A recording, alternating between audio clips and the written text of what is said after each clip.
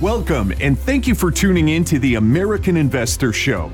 Please click subscribe if this is your first time listening. From trader and CEO interviews to breaking news about companies you won't hear anywhere else, nobody does a better job at keeping you in the know when it comes to penny stocks. The term penny stock generally refers to a security issued by a very small company that trades at less than $5 per share. Penny stocks are extremely risky, yet they offer rates of return on investment not seen anywhere else. The host, guest, and callers are not registered financial advisors licensed by any government entity, and therefore, the following should be considered entertainment. The host, guest, and callers disclaim all liability in the event any information, commentary, analysis, opinions, advice, and/or recommendations prove to be inaccurate, incomplete, or unreliable, or result in any investment losses. Before investing in penny stocks, you should consult a professional to determine what strategy may be best for your individual needs. Now, without further ado, your host, LaSalle Anungu. Yes, ladies and gentlemen, appreciate you joining me, Penny Stocks Live, episode 290 on the American Investor Show channel. Shout out to my sponsors. Equity Feed, get 2 weeks free, equityfeed.com, best scanner on the market, blackboxtrader.org. Shout out to the guys who've been making a killing using black box stocks. Again, you can join the family at blackboxtrader.org. Shout out to all the people coming into the chat room. I hope you enjoyed the weekend. Great time to freshen up and always an opportunity for you to learn and get better. Review missed opportunities and set yourself up for future opportunities to trade. Let's talk what happened today on the market. You guys, shout out to the people in the chat room. John Rambo, what's up, man? Mace Engel, Dr. Butterfly, Lord Yase, Ken, I see you there. Me, Marine, Jeff Thayer, TGO. Jason, what's going on? You said them cryptos, yeah, Bitcoin losing its ass, I saw earlier. Gerardo, Stockofella, Terry Cherry, who else is DPG, Big Ken the Barber, Bad Scientist, and Londale Carter, first in the building. Fuck QQ, what's going on, man? He said Gucci gang. P Bank, what's up, man? All right, what's going on, Mustafa? Also, Miss Jameson, hello, appreciate you being here. All right, and other people slowly coming in, and thank you to all the people watching in the future. So we saw Facebook today lead the NASDAQ lower. Facebook suffering concerns from regulators. There's, really growing, I don't want to call it jealousy, but I think it's really just fear across governments, whether it be in this country or in Europe, about Facebook, and really going back to the question of how to control the, what's the word for decimation of, I know I'm probably not saying it right, of information, right? I think government really hasn't been able to wrap its head around what Facebook is, what social media is.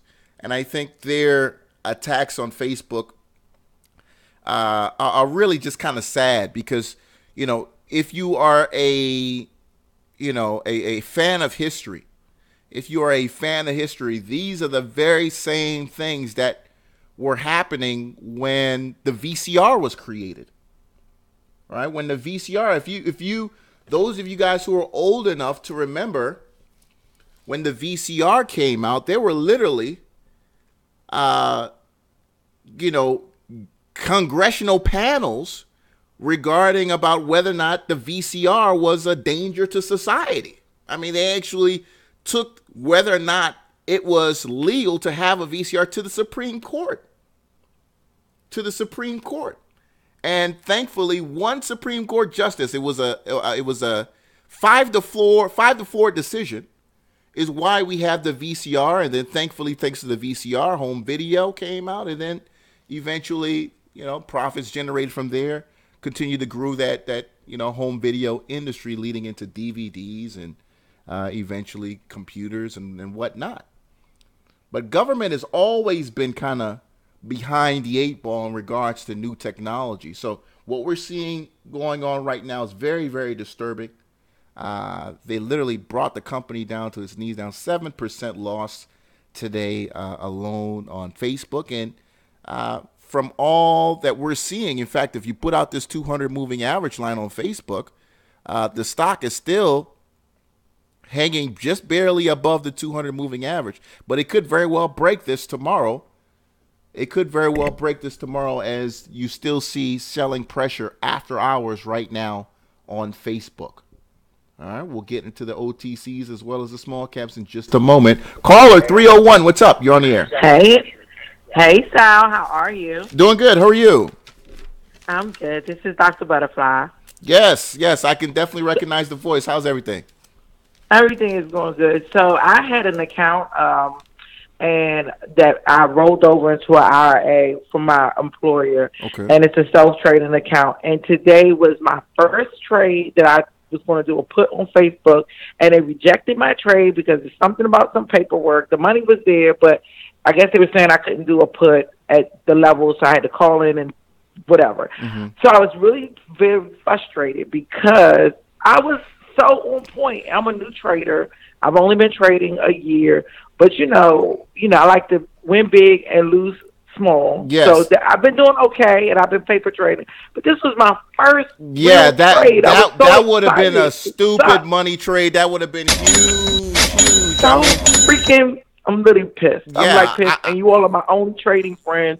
I don't have any other trading friends, so I had to share that with somebody because I was so angry. I was like, "Are you serious?" Yes, when you're trading in those retirement accounts, there's so many different stipulations that they don't make you aware of when you sign up, that you eventually find out when you really start taking control of the money in there. And you got to understand that those accounts are really made for you to kind of just take what they say. They were really made at a time where people will just say, okay, I'm just going to put it in there. The company's going to match. I'm going to put it in some stupid fund, and they're going to do the work for me. The idea of people taking control of their financial future, when the 401k was introduced in the late 80s, that was relatively new. I mean, you went to a broker, the broker did, he suggested something, you checked market, and that was it. You forgot about it until you retired. So there's so many still age laws that are still on the books, and I'm glad you figured that out today, and now you can do what you got to do to rectify that. I know, right? But I mean, that was my first. I was so excited. I was nervous. It happened actually a couple days ago that the money got there. It was a match account from my employer, and they no longer use that company for matching. So I said, okay, you know what? I'm just going to take a risk. It's only like $5,000. I'm just going to get off this paper money for my trading and go ahead and start self-trading. And this was my first call, and it was so on point, and I was so mad because, of course, Black Box called it early this morning, and I was like, this is the one. And I waited. I was been patient. I didn't want to rush the trade because, we stayed up like late to the wee hours of the morning that other night. The money was in there in that day, and I was like, you know what, I'm too tired. My mind isn't right.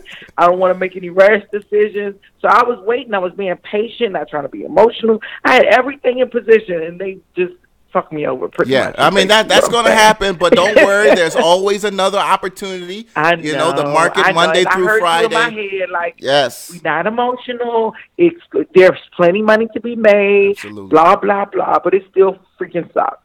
I hear you. Thank you so much for the call, Dr. Butterfly. All right, bye-bye. Thank you. Yes, indeed. Shout out to Dr. Butterfly. And, man, I love hearing you guys who are brand new to the show, brand new to trading, and it's because of the show or because of something you saw somewhere else. Now you're getting yourself in the game, getting engaged, really being a participant in this lifestyle, because this is what it is. It is a lifestyle. It's a wealth-building lifestyle. And you got to take it one day at a time. And, sometimes things go your way and sometimes don't. But you kind of take it all one day at a time. 646, Ken, what's going on? Yeah, I saw your tweet to me about my FUSZ today. Yes. Wow, what a day. Yeah, man, I saw the alert. I said, oh, it's running. And, boy, what a day when you broke that high. I said, man, this is crazy right here. You left some people up there at 89 cents, but again, breaking that 65 cent, what is that, 60, 70 cent high that was set back on the 16th of February. You had to like that, man. I definitely do. There was some kind of news they had out this morning. I don't know, something with some kind of partnership. The CEO is going to come out with some shock video late tonight about everything. I think the run continues. I didn't sell. I'm holding. Okay, yeah, it's still nice play. I mean, for all the runs it's doing, it's really moving up in a very, very healthy way, man. I mean, 72 on the RSI, side, that nice pullback. Now, in hindsight, looks like an incredible buying opportunity there at 38.40 cents. Man, what a play! What a play on FUSZ you've been holding, and you were rewarded for that today, man. Thank you. The next one today, did I mention I got into Rising India, RSII, Thursday I got in, was it Thursday, Friday? It looked like it was going to break 2, and it moved today. Wow. Yeah, Rising India was one we talked about when it wasn't doing anything, but I hadn't had anybody call up about it recently. I saw it this weekend.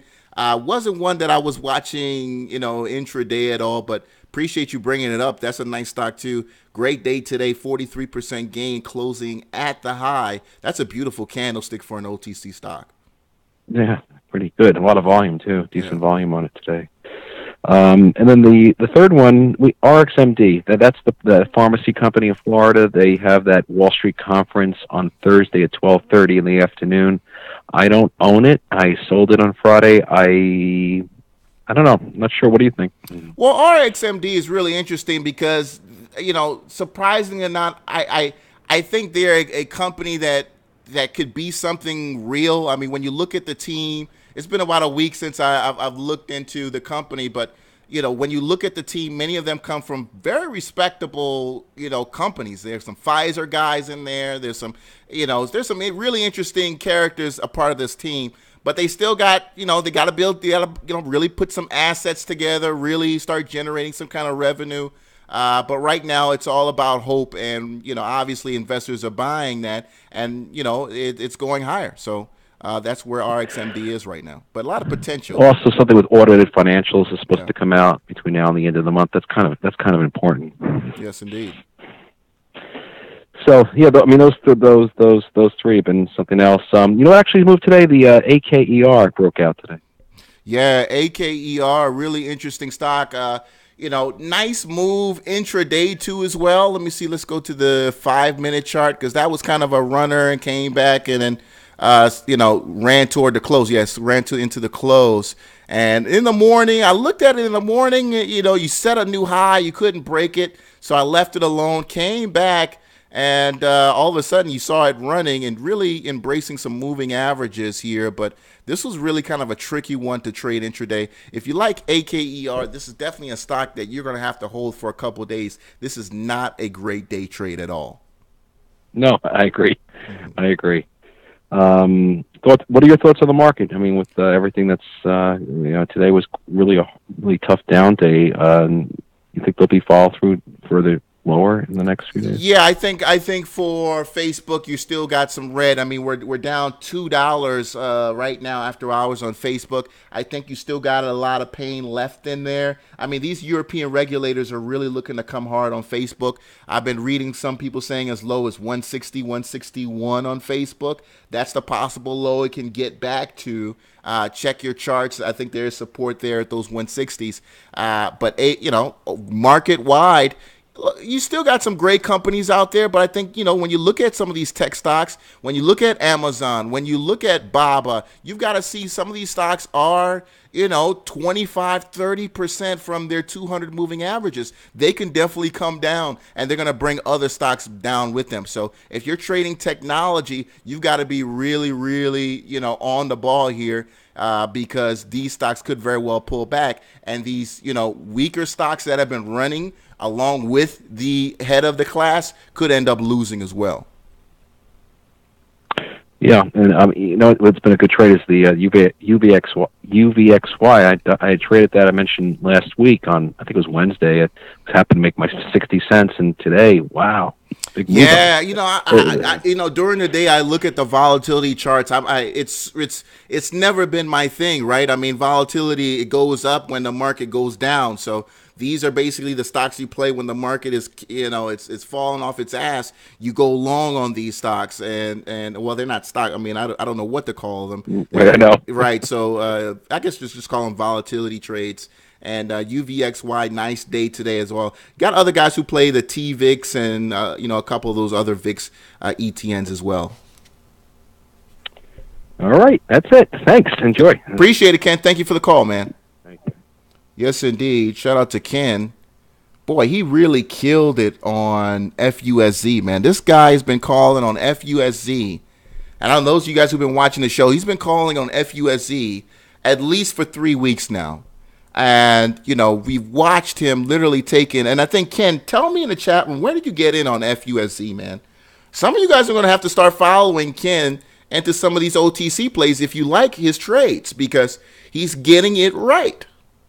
The fact of the matter is he's getting it right. I'll give you the monster kill for that one, man, because this has been a really nice run for you, man. Monster kill. This has been this is a great March. This is March right here. Beautiful play. FUSZ, nice ticker. Nice ticker. All right.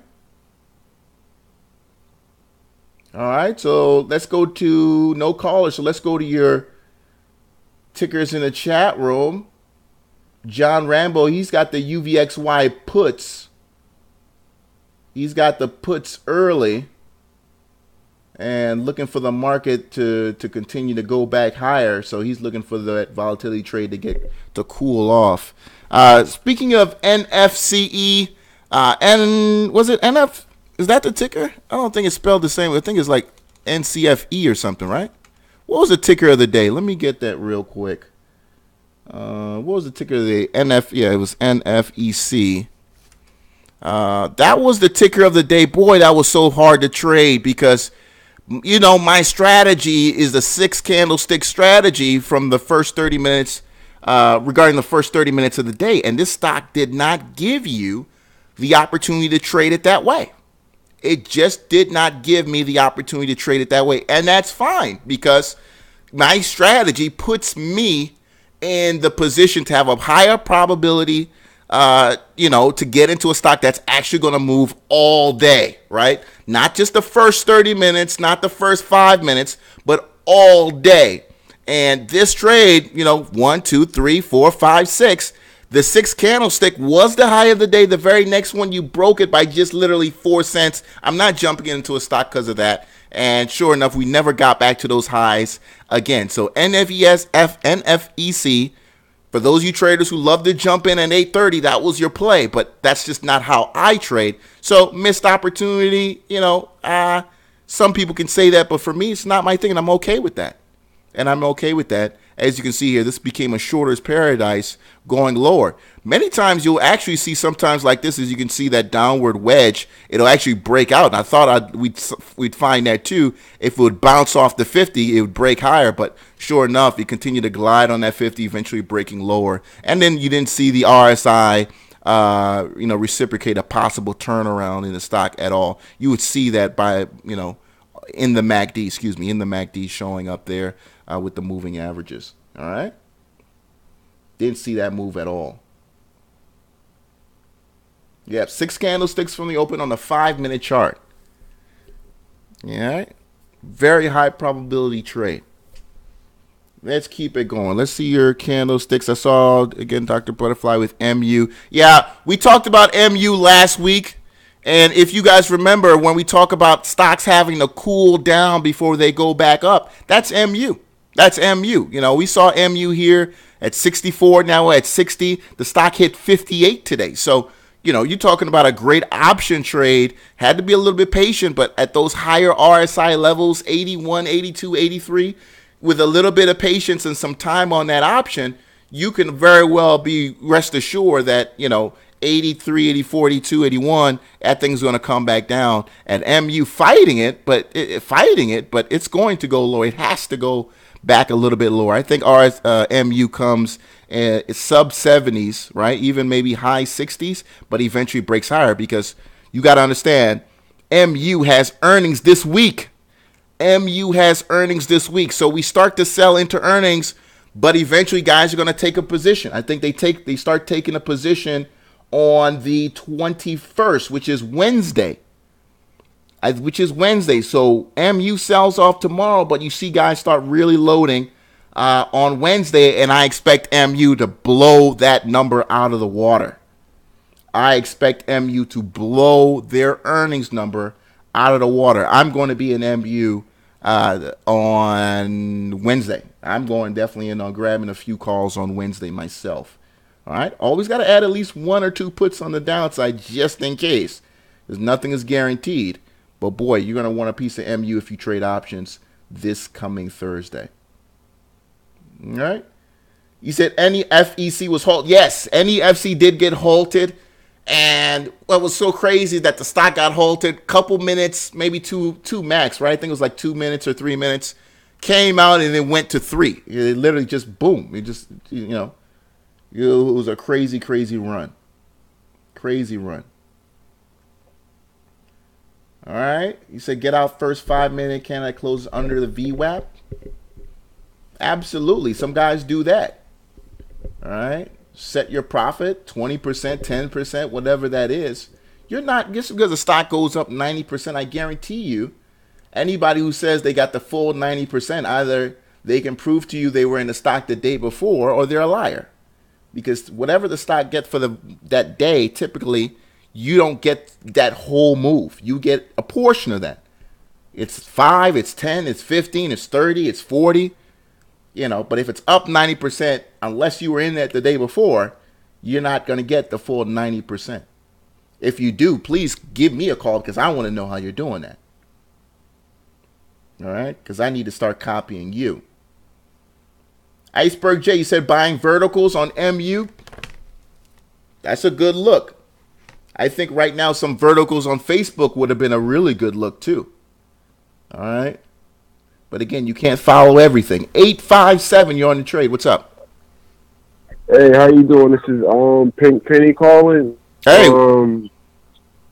I just want to say, I want to know how you feel about RKDA because it's a high volatile stock and it's like offering 20% every day on a dip, and even like when it's plus, it's giving off a lot of profits. Yeah, RKDA was interesting because it was a runner on our charts. What was that? I think that was back last week, or beginning of last week. It was a crazy runner for multiple days. As you can see here, it's still doing some incredible numbers, man. I mean, it's a low float stock. You got to be really quick with the hands with this one. Because it can go and then turn around on you real quick. As you can see here, yeah. This is the morning. You set the high, then it never came back to really challenge that high. And then after that, you're just kind of playing. You just got to play the technicals here. This is a beautiful run here. Ooh, nice. On the 5-minute candlestick, that 50 RSI break, that was a nice little break higher. And it's been consistently doing that throughout the whole week. Like, whenever it's high, it dips to like 35, 38, and then it'll bounce right back up. And so yeah, it's a stock that I've been looking at. Yeah, it's a great ticker to trade. It's not the cheapest stock in the world, right? I mean, it's a $45 stock. You got to put up quite a bit of equity to make worth sense for you. True. It is what it is. But I think again, this was kind of one of those things where the money was really made when it was at the below 10. You know what I mean? When you go back to a week and a half ago, 2 weeks ago, when RKDA had made its initial move from 5 to 10, that was where the money really was. And now you're talking about a $45, $46 stock. Can it keep going higher? Maybe. Stretched out. Yeah, I just think it's stretched out at this point. I think you got some guys who are trying to see if it can make a second move up back to the 60s. I just don't know if the strength is there. And I think you saw it today with a very low volume. And I think if you're not careful, if you're long here, you can end up being a bag holder if you don't maintain this high volume. And I got 2 more questions for you. NFEC, I played that today, and it's funny because I heard you didn't play it because you didn't feel comfortable, and I got right in and I got right out. As soon as I got out, it dipped like automatically. And ENRJ. I played that today too, but my stop loss was so close. Even though it trended up, I got stomped out. So what would you recommend for a situation like that? Well, ENRJ, that was a great. I mean, this is a beautiful stock, man. I mean, you see something like this.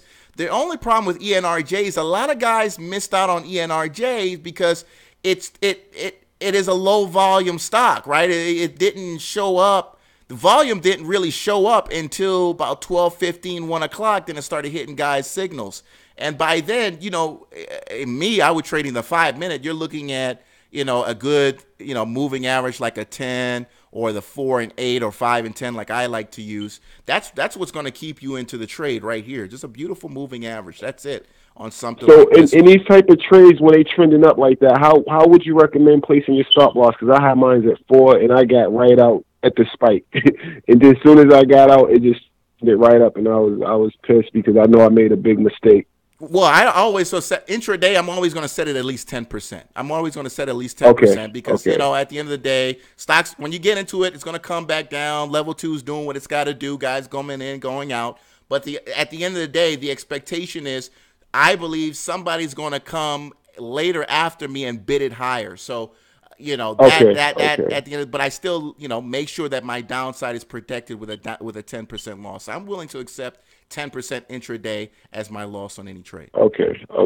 One last question. I'm looking into options for Facebook in the future. How do you feel about that? Well, let's wait till our bottom, and the bottom isn't shown right now in any of these candlesticks. When you look at my preferred one, which is the hourly, and let me see here on Facebook. Let me see the hourly. Yeah, even with what we saw there toward the close, this is still too. It's still too early on that one. That's not really you want to look for a strong hammer candlestick. That's not what you want to find on Facebook. So what I'd look for is either a clear doji, right? A clear doji on the hourly, or you want to look for a hammer on the hourly chart on Facebook. And until you get that, I think you stay out of it. I think you got significant more downside risk. These auditors, Europe, the U.S., they're out now. We're talking about them possibly getting Mark Zuckerberg to come to D.C. and testify. Good God! I mean, this could get really bad for Facebook. So I just wouldn't feel comfortable with calls here at this time. Okay, all right. Thanks a lot, Sal. Appreciate it, a lot. man. Thanks for the information. I appreciate it. Thank okay, you. Cool. Yes, indeed. Shout out to that caller.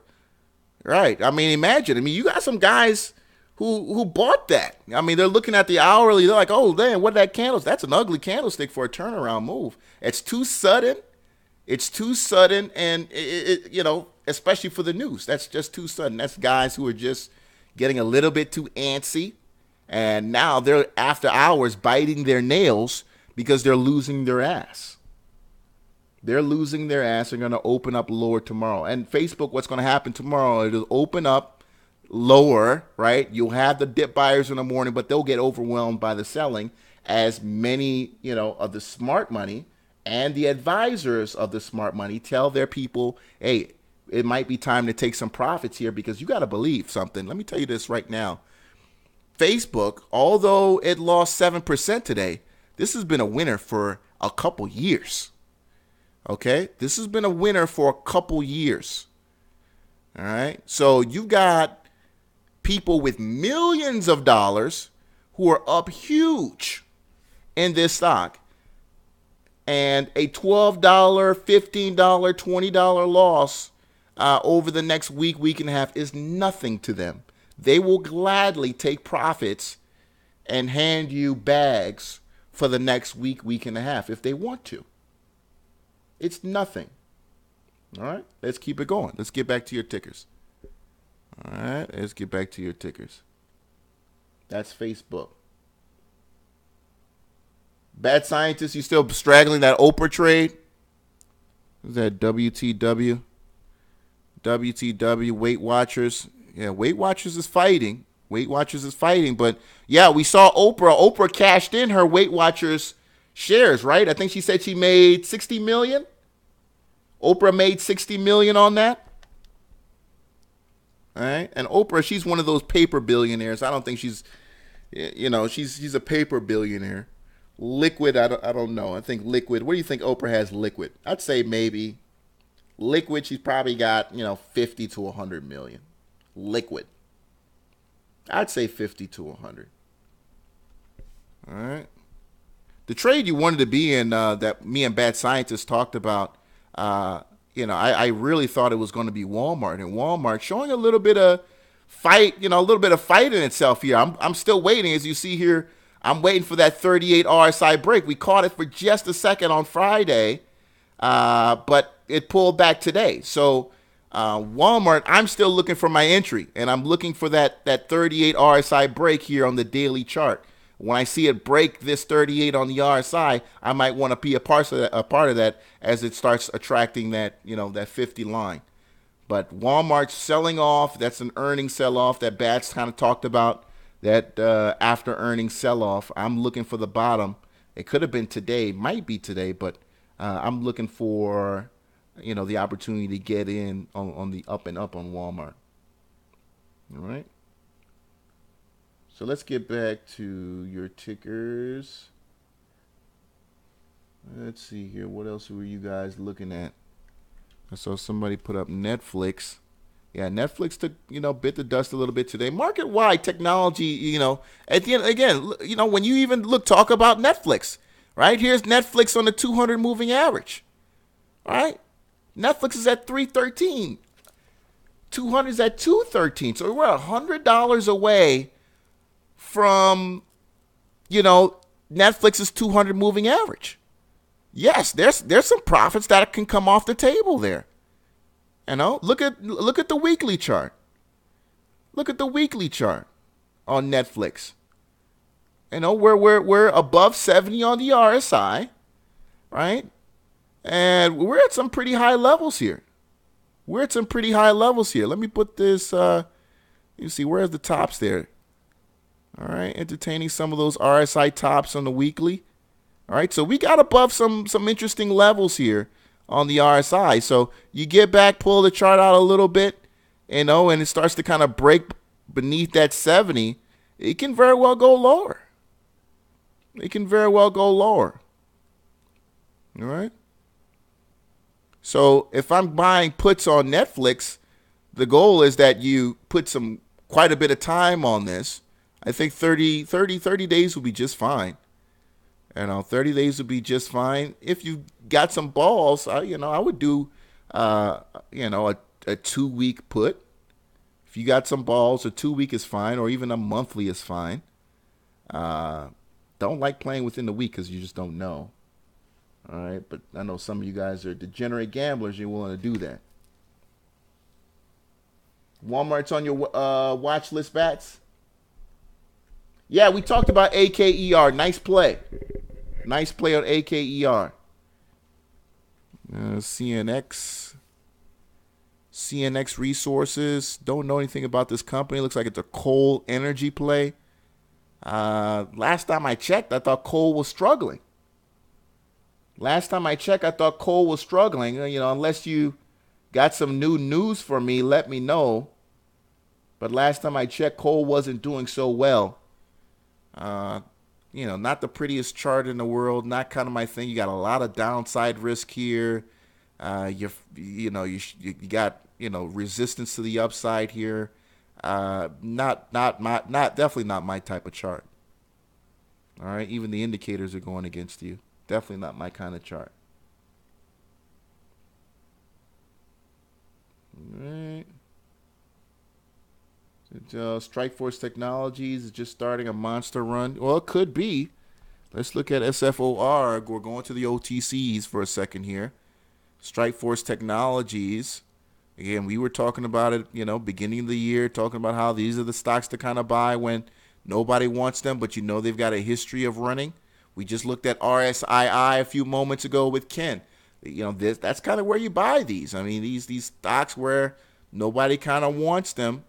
They can run. Beautiful move here, Strikeforce Technologies. It could be very well the beginning of something big here. But again, it's OTC, so you got to take it one day at a time. Kind of reminds me of MCOA. All right, MCOA, I had somebody bring this to my attention today. The stock pulled back today. I going to get the breakout above that 50 on MCOA. This is another one that, you know, people love to buy. It kind of goes in its little run thing. So MCOA, well, that's a stock that I think some of you penny traders, you need to be paying attention to, because this looks hungry. This looks hungry. All right.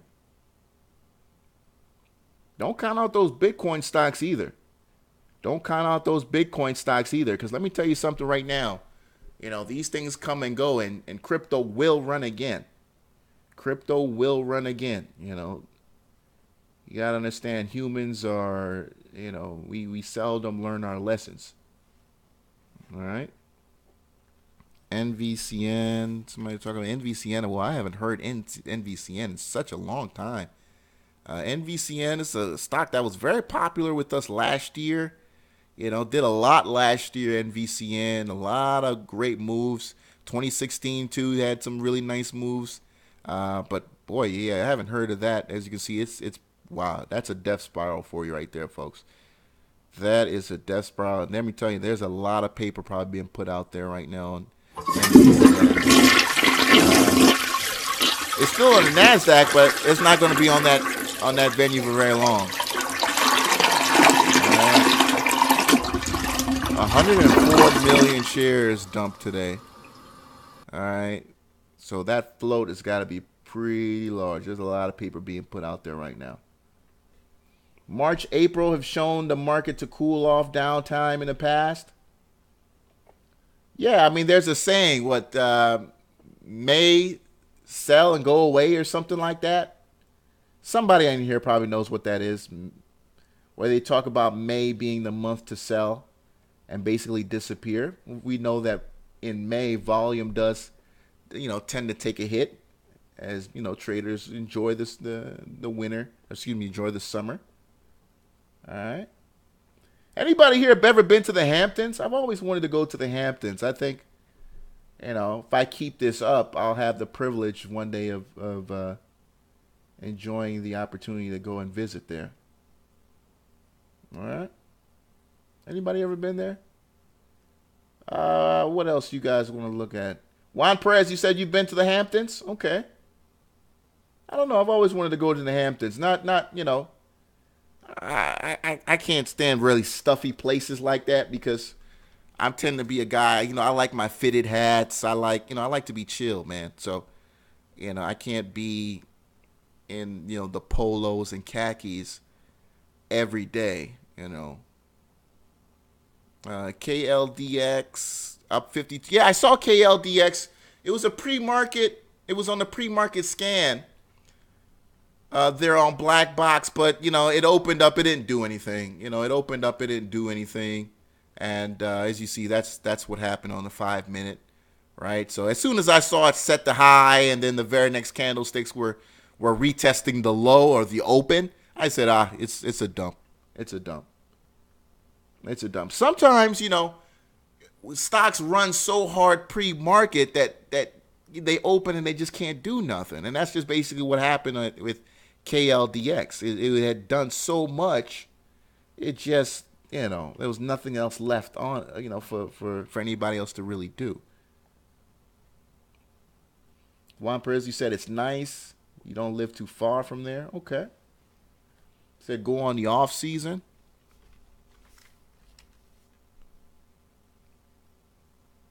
Yeah, man. Y10.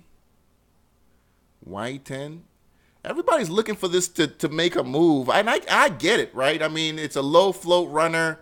You know, guys wanting to be a part of the next big thing on that. But, you know, it did its thing just a couple days ago. You know, just a couple days ago. Now, what you're seeing here is declining volume, right? The day traders are exiting the stock. And when that happens, you know, you're only going to become a bag holder the longer you wait in here, right? So you need to get out of here if you're looking for, you know, a reason for this to go higher. They either got to drop some news, some FDA something. And you had a company today after you dropped some FDA news that did nothing. I don't think I wrote it down. But you had some FDA announcements today if you looked at the news. But nothing happened. But Y10, no. As you can see here, Y10 day traders exiting the position. And it's going to go back to being, one of those lightly traded biotech stocks that's just kind of there.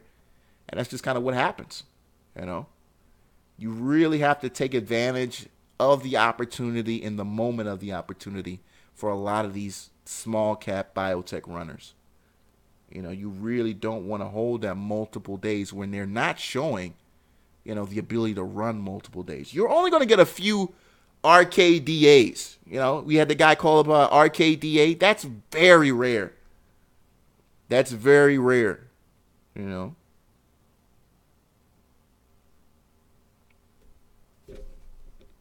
Y10, nice ticker. NTBC, boy, that's another old one. That's another one. Again, you could put out the map. It did quite a bit last year.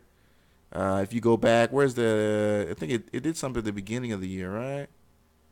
Was it beginning of 2017? Or I might be thinking about this run back there in May. But MTBC was another one that did a lot of spikes, right? Lowfloat.com is back up. You should have a really good watch list of low float stocks, with decent intraday. Well, they don't necessarily need intraday volume because these stocks will have 20,000 shares trading and will attract, 20 million on some great news.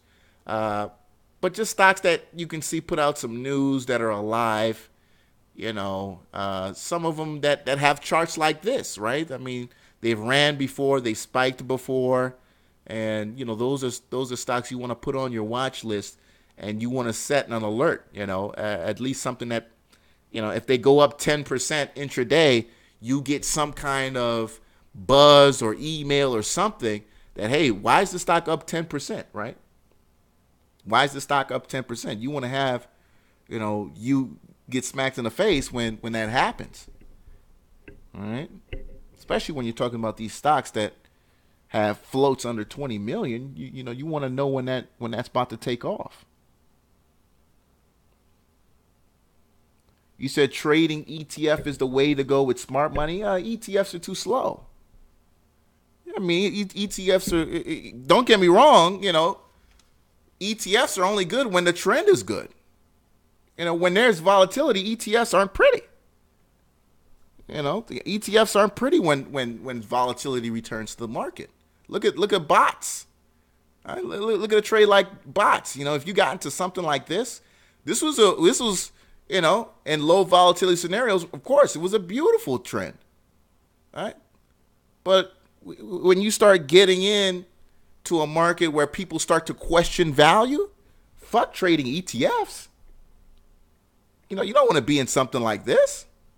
Putting your money, watching, just, dedicating 5% a paycheck or whatever it is. You want to be actively engaged in, stocks that are bucking the trend by continue to go higher or finding value of stocks that have been neglected and forgotten about. You want to be actively engaged with your money. Yeah. You don't want an ETF in a time like this. This is where you definitely don't want to be. And which is really interesting is because over the last, what did they say? I think CNBC said over the last 6 months to a year, billions of dollars have rolled into some of these technology ETFs. And, now they're getting a bit too heavy. They're literally too heavy. All right? They're overweight. They're literally overweight. All right? BPMX. Oh yeah. I mean, let me tell you something right now. I get this passive management, of money is what everybody's preaching now, right? Because that's the lazy way to do it. But I'm telling you right now, those people are setting themselves up for what happened in 2007, 2008, where, they're going to wake up and they're not going to know what the hell to do because they're not actively managing their money. They're not able to see it coming. And I think that's the difference between guys who actively manage their money and people who just, let $300 every 2 weeks come out of their paycheck, and disappear into some other money manager somewhere who's only trying to get 2%. You know what I'm saying? Pull out your 401k. Pull out your 401k. It's got 2%, 3%. What the fuck? I get that in 20 minutes. Not even that. RIP XIV. Yeah, that volatility is just scary to trade. What's going on, Andrew? All right, let's keep it going. PSDV. I don't know what is taking the Supreme Court so long to give us a decision on sports betting. Give me a break. It is supposed to be out last week. Yeah, I see the Washington Post awaiting Supreme Court decision. It was supposed to come out last week. Let's get it done. I don't know if they're watching the games or they want the March Madness to go over. Because you guys know all this shit is rigged, man. All right? But sports betting, that decision is any day now. Any day now. And I'm telling you right now, those Vegas stocks are going to fly. The MGNs, the Wins of the world, FLLs of the world, they're all going to fly.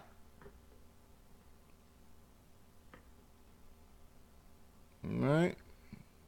You said JRJR. Don't know too much about this stock, man. JRJR? What is this?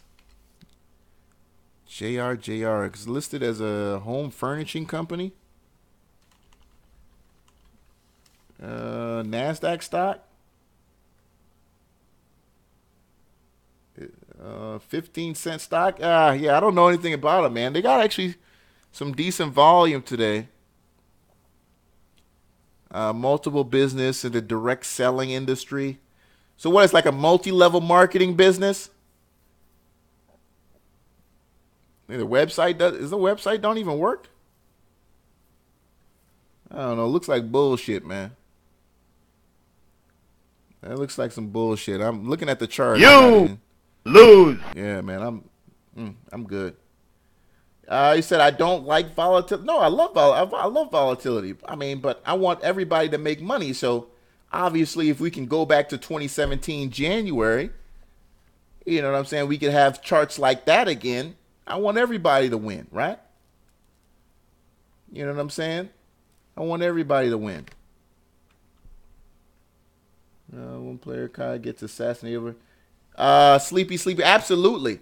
That's why I feel sorry for the high school players. That's where I'm really scared. And I've mentioned that before. If they allow sports betting, it's going to happen to the high school teams. It's going to happen to the high school teams because that's just what, loser mom and dads and guys who just can't get over high school do. They start betting on their old teams, those homecoming games. Y'all know how they get those homecoming games. You know what I'm saying? Those state championship games, those playoff games. You're going to have guys putting their mortgages on that shit, man. And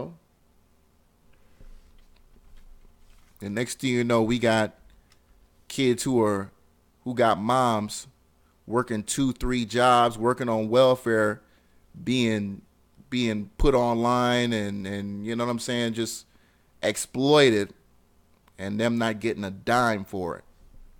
GERN, 28% gain. 28% gain, up 28%. GERN, 26 million shares traded today. Nice day today on GERN. Let's look at the intraday move. Let's see how this looked out. Yep, there it is. Another one. That's another opportunity. Boy, that's an ugly looking. Yeah, that's just definitely not something I'd like to trade in. You had the morning move, right? 2 candlesticks lower, heavy dip buying. But as you can see here, this is just not what it's going to be here. That's not, even if it did break the high, it's a messy, messy setup. Really messy setup. Nice play, though. But as you can see here, the move was made if you were in it the day before. Intraday, that was a disaster to trade. That was a disaster to trade. Said greed is a disease. Well, you're right. He said betting on flag football. No, they're going to bet on kids, man. That's it. Let me see, GRAT. What is GRAT? Somebody. GRAT, that it looks like a Canadian stock, man. Yeah, that's a Canadian stock. Yeah, don't know anything about that one, bro. GRAT, Canada, I'm actually surprised it's got volume because a lot of those Canadian stocks, they don't have any fucking volume. AKER, we talked about AKER. Nice day for that stock. Nice day for that stock. Let me see here. I think we saw a... let me see. What was that stock that I saw up when Trump came on the air? CVX. No, thank God. All right. Yeah, see, some common sense is coming back into these private prison stocks as guys are like, fuck it, I'm not going to put my money there. So these private prison stocks, I thought I saw one of them was up, though. I thought I saw one up. Because he came on TV talking about they want to start killing drug dealers. And you guys saw what I said on Twitter. I said people who sell drugs do it because they're poor. So we're going to start killing people because they're poor. That's what we're going to start doing. It's crazy, man. Crazy, crazy, crazy. CRBP. Corbis Pharmaceuticals.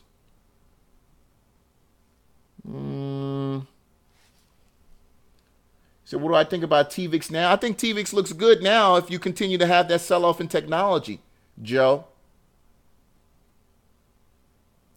TVIX looks good if it continues to sell, technology continues to sell off, which everything after hours looks to show that it will continue to do so. All right.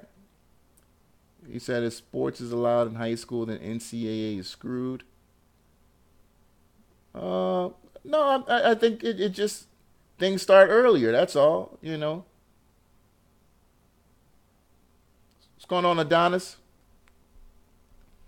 Look, the money has already been flowing in high school, man. Money, the high school games have already been bet on. They're already like underground betting things on high school. Players have already been getting money.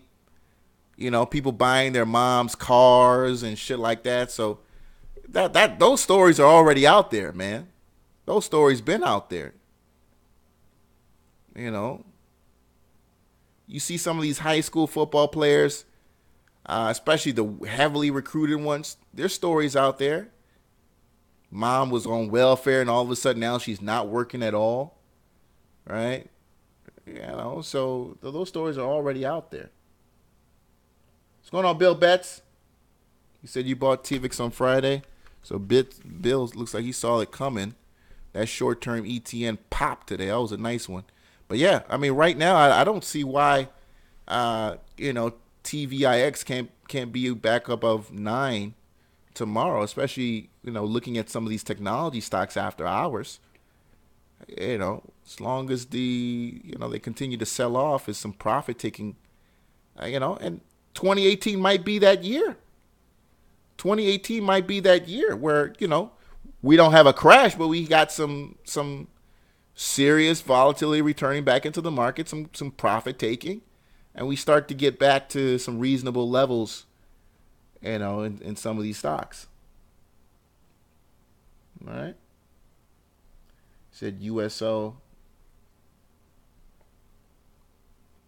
Said if you're an All-American, anything you get, anything you want in high school. Oh, hell yeah, man. Those guys don't even go to class, dude. And if they go to class, they're just sitting around goofing around. They're just sitting around goofing around. What's that show on Netflix with the football team? And that's a JUCO school. Those guys are in there clowning around, talking about they don't want to go to class. They basically have the mentality of children, man. I'm thinking I know I wasn't that dumb when I was in my early 20s or late teens. Don't get me wrong, that's a good football team, but boy, there's whew. Let me see, BlackBerry taking hard, USO. Yeah, I mean, I'm not a big fan of crude, and USO is not the best ETF to trade, man. This is very slow. Look at this. I mean, from 9 to 12, you're talking about 7 months for $4. 7 months for $4. Jesus. Let me see here. You want Geo? Yeah. See. Yeah. I'm not a fan of any of the private prison stocks, man. I'm not a fan of none of those. I don't. No. I like to sleep at night, bro. I enjoy my sleep. BBY.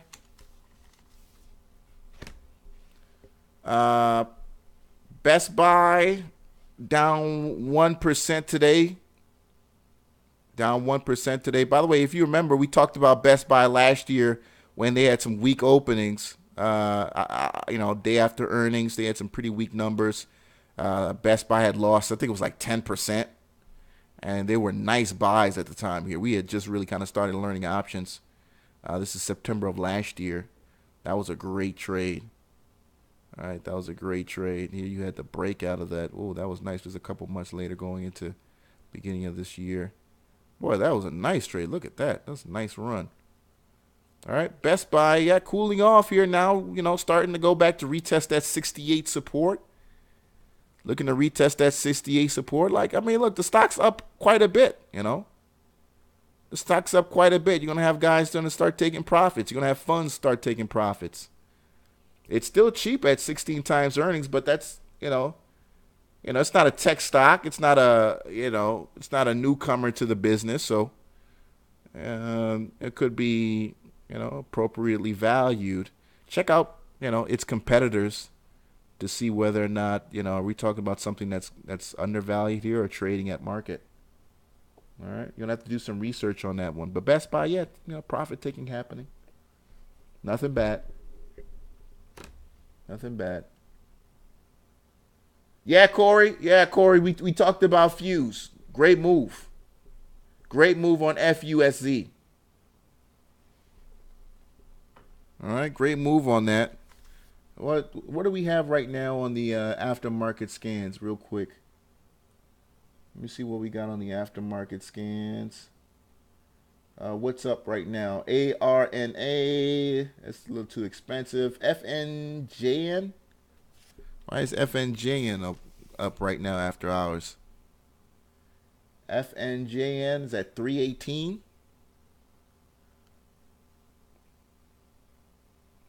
Let's see here. What's the float on that right now? We about to find out. FNJN. 24 million. 24 million on float. Don't have too much out there that's short the float though. All right, I don't know what the FNJN settles with Symantec. All right, no recent interesting news for the most part, so it's interesting to see why that's up. All right, let's keep going with your tickers. Again, you guys know what the call-in line is. LD 305-600-2896. LDSI. Let's keep going. OTC. All right. Guy bringing us back to the OTCs. Up 32%. Boy, this chart is all over the place, man. You got to have some real patience with this one. Got to have some real patience with a chart like that. That float's got to be thin as hell, though. I'll give you that. That float's got to be pretty thin for it to trade like that. But as you can see, it's probably got some wide spreads. All right, you need to see a little bit more volume in there too, right? You know, it's getting pretty thin. But look, it's a cheap stock. It's, nice day today, and it's doing what it can. Could be the beginning of something here. So nice. RKDA definitely looks done. Definitely looks done.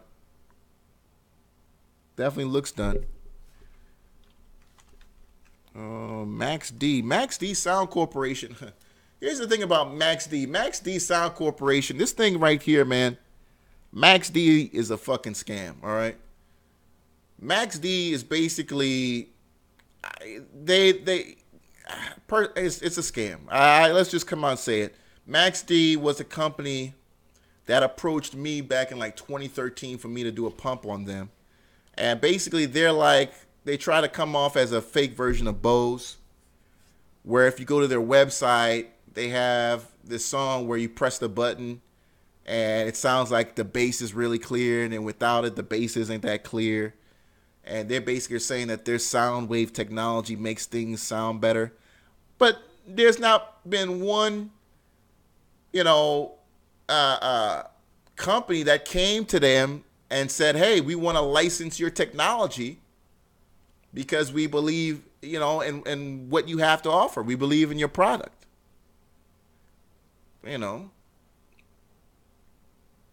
And now they're going into blockchain, and they're going, they're doing all kind of dumb shit. They tried to sue Google. Isn't they tried to sue Google? Max Encore provide update regarding. Yeah, they trying to sue all kind of people. It's just a joke.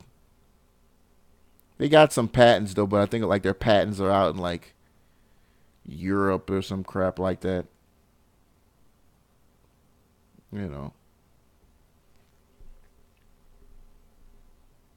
There are better OTCs out there, man. But nice run though. I mean, look, you got nice run. Could be doing something here.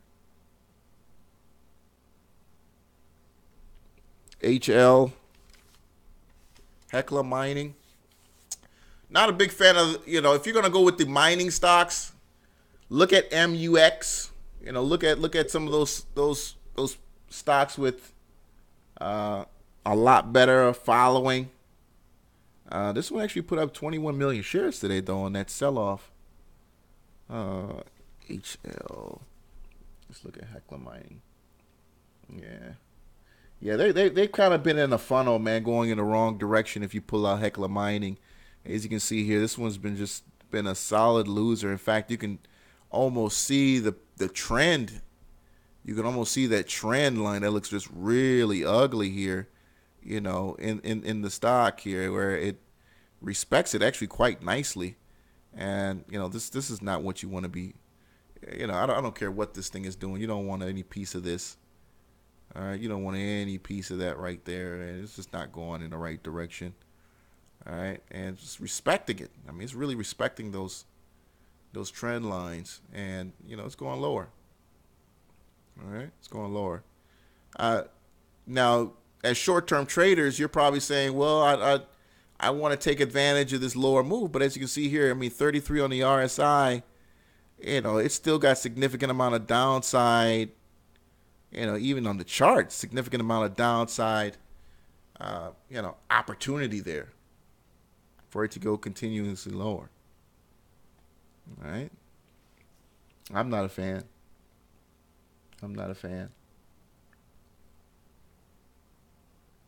Sits around the 40 at, nah, Andrew. I mean, look at the chart, look at the chart.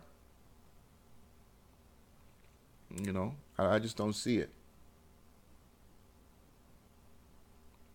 Let's keep it going. All right. So you're looking for, I think right now, the opportunity for guys who want to find, look for a stock that, let me see here, that maybe has sold off but isn't isn't set up like that, man. That doesn't look like that. I'm trying to find a good ticker for you that, when what I'm talking about, that looks like it has some kind of value, right? I'm going to show you. No, the volume sucks. AAV, that one's got shitty volume, but I'm going to put this one up just because of the chart. I don't like this ticker. I just want to show you the chart that I'm kind of talking about. When you see about a stock that hasn't done well, but could be reversing, right? That could be reversing. This is kind of what I'm talking about here, where the selling has gotten very weak, and there's an opportunity for bullish momentum to take control and be in control, for within in the next couple of days or next couple sessions of trading. All right? This is the kind of stuff you wouldn't even want to look for at a chart that's been trading for a little bit lower. But this is the kind of setup I'm looking for. Here's the weekly. All right? I'm looking for a setup like this. Very little downside risk. You pull up the weekly chart. Very little downside risk for a hold. I'm talking about, I got nothing to lose here. Nothing but sky and ahead of me. This is the kind of stock I'd want to go into going long. All right? Obviously, this stock, if the volume was better, right? If we were talking about a stock that traded 2-3 million a day, then this is a buy, slam and buy all the way. But obviously, this is not favorable. But as you see, indicators are going the right way. Charts starting to come in the right way. This is actually the kind of chart you want to go in when you talk about going long. You want to look at something like that. Cali Rob, you said the options on SPY. We can take a look at that in just a second. Just a second. All right. You want very little downside risk. Very, very little value. They say buy low, sell high, but it's incredible how many guys don't stick with that. But that's exactly how you gotta do this. Or you just have to believe that, again, somebody's going to come behind you and bid you up, right? That's why you, on an intraday trade. Thanks, Bill Betts, for that, and AKER earnings tomorrow. Let's take a look at that chart real quick. On an intraday trade, let me see, NAK, nice, bad. The only reason you're jumping in is because you honestly feel that there are going to be people who are going to come behind you and buy at a higher price. All right? Buy at a higher price. NAK earnings tomorrow. Looks interesting. All right. They've been really beaten up, though, man. The stock's been really beaten up, and now it looks like it's, trying to test those lower 80s. So, boy, I hope they knock it out the water tomorrow, because I know Anthony, guy who calls up, he's a big fan of NAK. So maybe they impress tomorrow. We'll see. We will see. Because at the end of the day, man, this is just about probability. That's all it is. It's just probability.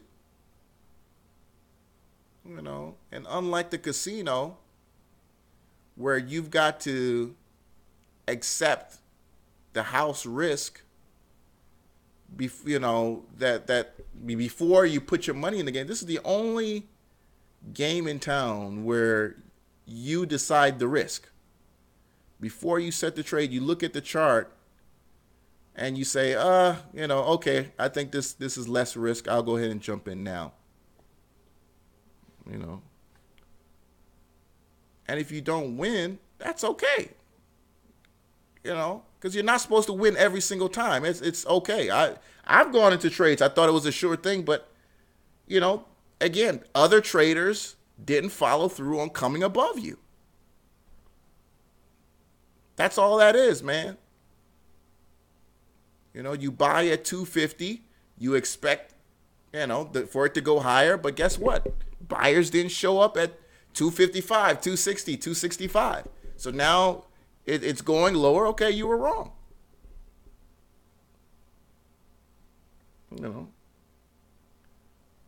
But as long as especially you technical traders, as long as your system continues to show you a signal, you still have to take the trade. You still have to take the trade. Right? But at the end of the day, it's just probabilities. That's exactly what it is. Stock Z, it's just probabilities. That's all it is. I'm going to use the same system, everything with black box. Every 5 minutes, 30 minutes, I'm waiting every day, just the same thing. And it's not going to work every single day. And that's okay. But I'm going to take every single swing, though. There was a trader. I forgot his name. Who was the trader? This trader had a 95% loss rate. And in the 1980s, I think 1985, 86, this guy had a 95% trade loss rate. What is his name? Let me see if I can find his name. And he was profitable on the 5%. He made like $400 million between, I think it's 85 and 87. What was... God, if I can find his name. 1980s.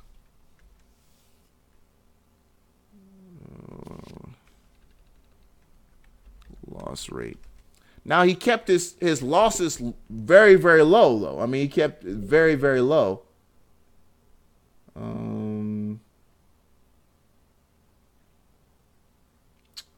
I forgot his name, but if you check out Mark Douglas's video, it's on YouTube. He's got like two classes on YouTube. I think one of them is like an hour, 40 minutes. The other one is an hour. But he talks about, trading and the emotions behind it and how to control your emotions and how to not, how to understand that it's a game of probability. And it's really all about, trying to improve your odds and understanding that, at the end of the day, whatever happens after you put in the trade, it's not up to you. You did the right thing. So check out Mark Douglas's video. I think it's called like Trading in the Zone. He did some interviews with, if you guys some remember, this was a long time ago. There was this called the Wise Trade TV. This was like way before YouTube, but it was an online stock market channel. This was before streaming. I mean, that's why they went out of business. This was like 2005. It was called Wise Trade TV. And they basically were it was like 12 hours during the day when they talked about how to trade and shit like that. But they went out of business because, most people had dial-up. They were still on dial-up and still on, 2004, 2005. Guys were still, they weren't really on, higher speed connections. But that was a streaming, traders network. He said he must have had a stop loss in every. Yes, absolutely. Absolutely. Go watch that video. Really good video when you get an opportunity. I'm going to probably download it and put it on my Google briefcase. So those of you guys who have that link can look at that. HIHX. Luff 35.71%. Callie Rob, I know you wanted to take a look at those SPY options.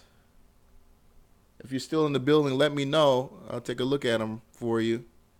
OTC play HIX. OTC stock. When I see a chart like this, all I can say is congratulations to the pumper, man. Congratulations to the guy who pumping the thing. Because that's the real winner here. That's the real winner here. These guys that get in at 0001, 0002, and then they send you out that email. And next thing you know, they're up 400, 500%, on their $1,000, $2,000 investment. It could very well keep running those stocks, Z. I'm not saying it couldn't. It could very well keep running.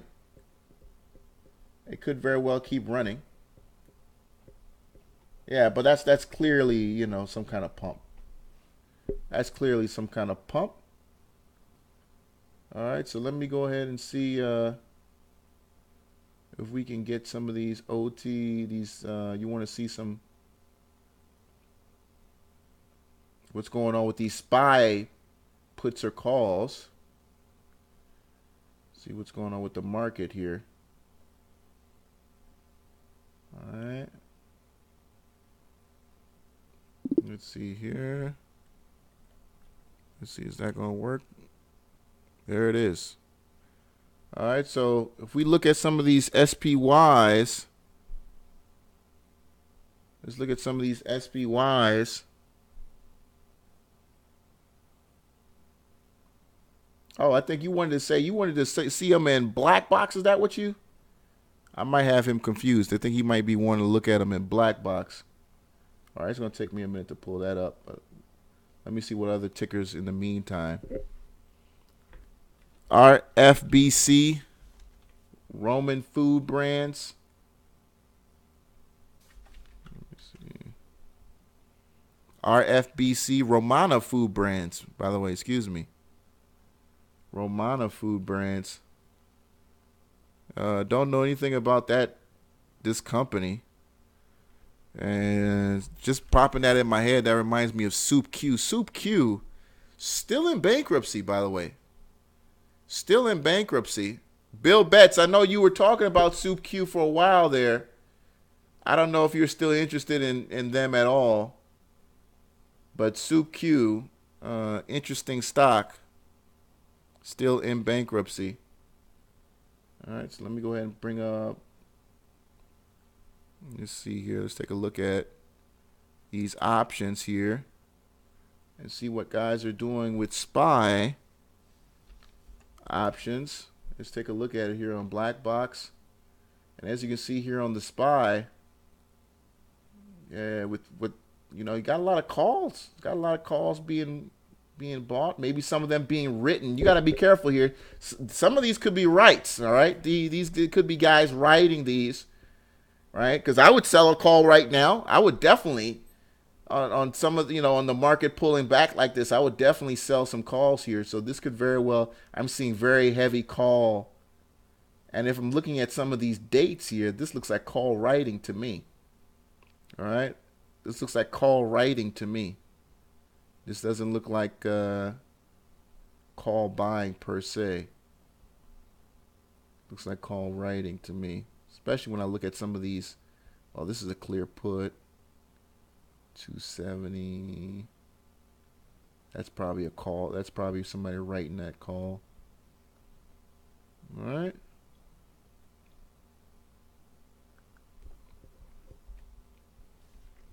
Okay, we'll get back out of here in just a second. Nice bounce off the 200 on OSTK. All right, a lot of put buying on OSTK. Heavy put buying there.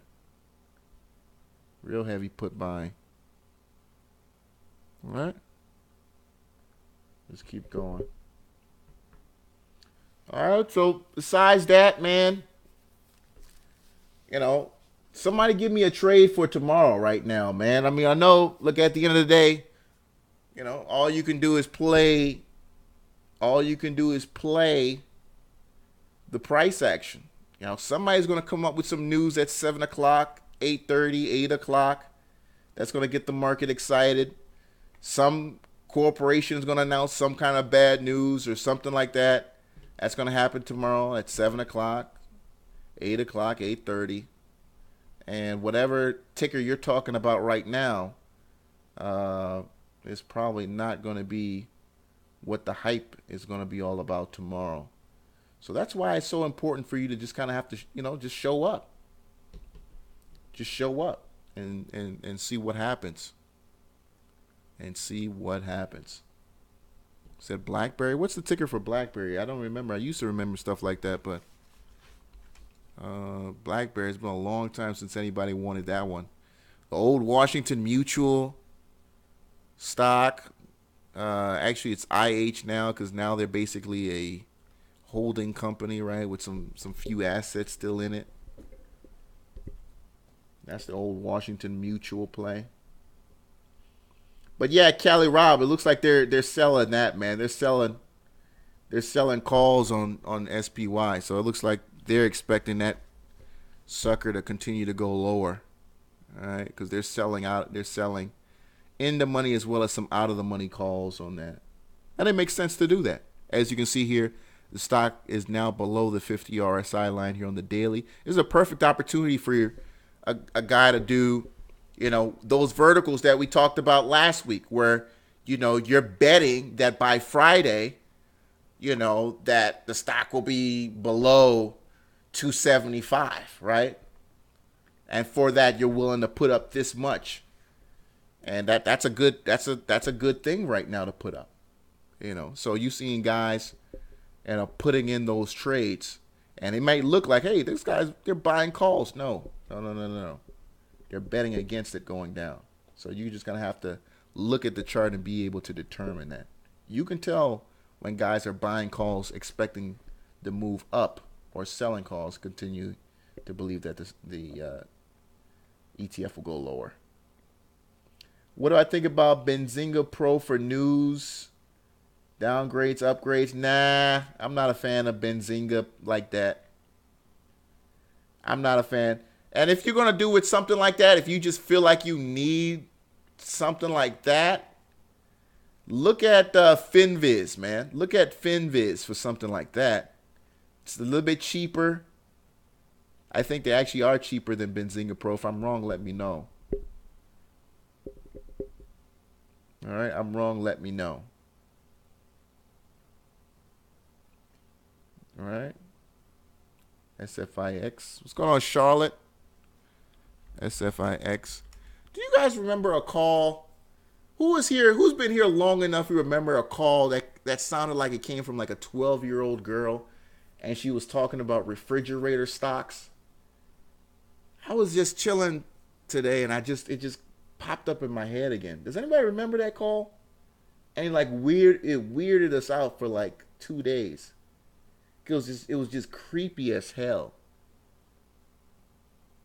I can't remember what show that was or not, but she was really young. She had to be like at least like 10 or 11. And she was like, "Excuse me, sir. Can you give me a refrigerator stock?" I was like, this is creepy as fuck. It was just creepy. It sounded like a troll, but she was like, you could tell this was like a little girl. Like, so I just thought about it, today. It crossed my mind. I was like, that was like something out of the movie The Ring or some shit. That's some creepy ass shit. Yeah, just like refrigerator stocks. Like, who brings that up? Like,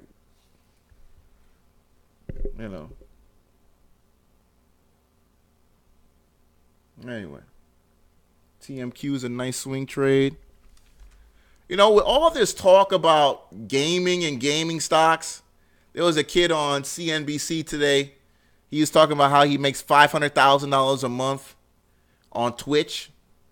And a couple nights ago, I guess he was trading with Drake. Oh, not trading with Drake. Oh, he was playing video games with Drake and whatnot. You guys heard of that? TMQ, Trilogy Metals. Yeah, an interesting little buy and hold. All right. Those pullbacks are something serious, though. But, I mean, I'm looking at these EA. This is not bad, too. I mean, these gaming EA. I think there's another one that's popular out there. Somebody can probably give me that ticker. But EA is the first one that comes to my mind. And but look at these. Look where that's at from the 200. The 200's at 112. You know, so you can have some pullback on that possibly. Yeah, he's saying he was making $500K a month or some shit. Oh yeah, I don't doubt. I think that was so stupid for him to say that. Why would you go on TV and say you make on CNBC too, and say you make $500,000 a month from Twitch? You know goddamn well you're not paying that much. You're not paying those kind of taxes on that money. You know what I mean? You're probably not paying the right amount of taxes. I would never say that. He said it made Sports Center with Drake. Yeah.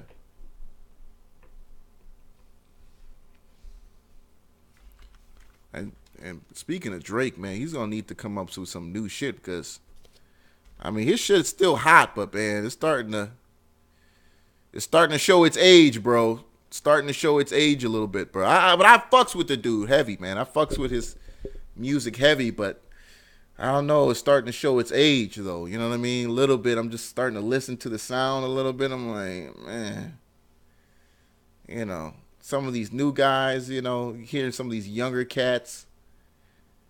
Yeah, though. Yeah. TTWO. TTWO. Oh, yeah. Take Two. All right. I forgot about Take Two Interactive.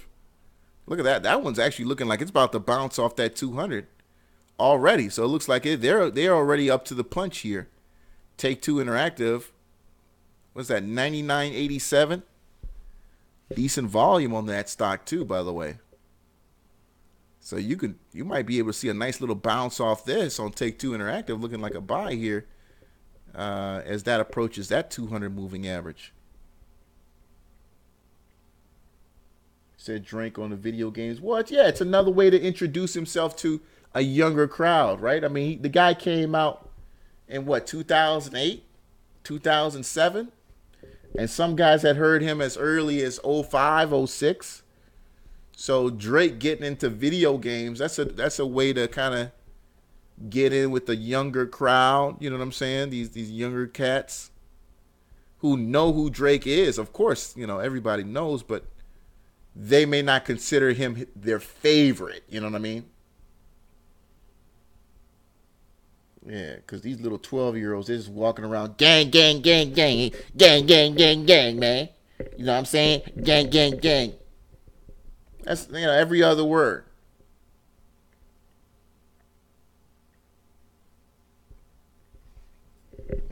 ITKH. Let's see. ITKH. But you know what, though? I got to give it to him because I do love that, you know, when I don't know what the name of that rapper who came up with that, but that like skirt, like I love that skirt shit. When these rappers do that skirt, like I love that shit, bro. I love that shit when I hear that in the songs, though, man. Cause I'm like, how did nobody come up with that shit? Rappers talk about cars all the time, but nobody ever came up with that sound, dude. Love that shit. But that gang shit, that's lame as fuck, man. I'm sorry. That's some lame as fuck. You know. That's a lame as fuck. You said Quavo came up with that?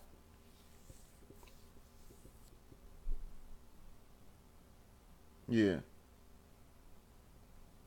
Oh no, we're gonna retire him for a little bit. But oh man, who's that guy that I do happen to listen to? I like listening to that song before the market opens. Is that Panda song? He about to fall off too if he don't come up with something quick. He about to fall off too. But then he came out with this Insta Live video that I saw on YouTube, and he was like, oh, I was listening to some of those beats, because, you know, it's all about beats now, right? It's all about beats, you know. Nobody gives a damn about lyrical content anymore. Now it's just about, you know, beats. And I was like, listen to some of those beats that he was working with in the studio. I was like, oh, okay. That stupid dance might come back, you know? Because, you know, he does that retarded dance like he's on crack.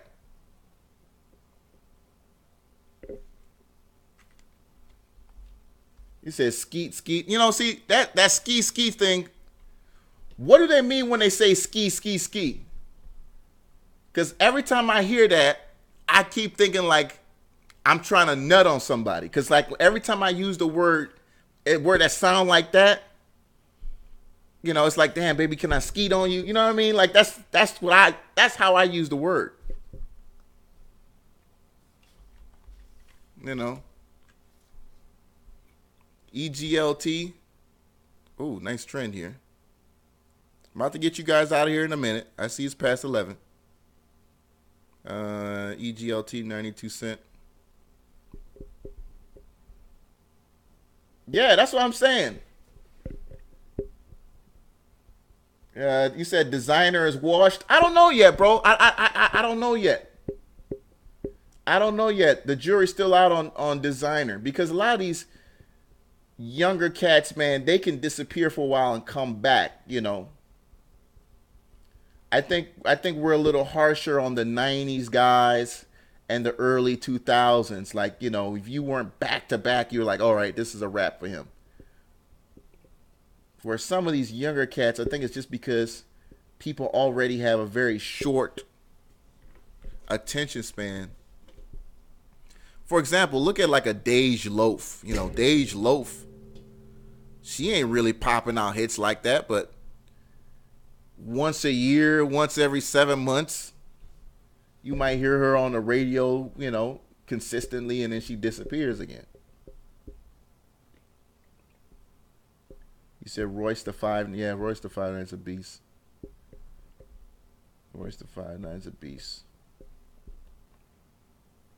Yeah. You said, do I think Bow Wow can come back? Nah, man. Bow Wow can't. I mean, if he keep getting slapped up like that, you know, why this brother's just allowing himself to get slapped up on camera and shit, man. God damn, man. You know. And then a couple months ago, he was pretending like he was on a private jet, and then somebody caught him on the plane, and then he said it wasn't him. And, oh, my God, man. You said Migos rule now? Yeah, some of these little rappers have got to get checked, though, man. What's his name? What's that guy who came out and said talking shit about, you know, Tupac and all that stuff? It's retarded, man. You know, his pass got revoked, man. His pass is revoked. You know, and then you got Tekashi 6ix9ine. I mean, you know, that's another dude that's just doing too much. Just doing too much. You know. And I'm looking forward to, I think Eminem is back in the studio, so I'm looking forward to Eminem doing some real shit. And God, what was the name of that one white rapper? Oh man, I really liked him. He was a skinny dude, wore big white tees. Not the dude that went country. He was another white dude.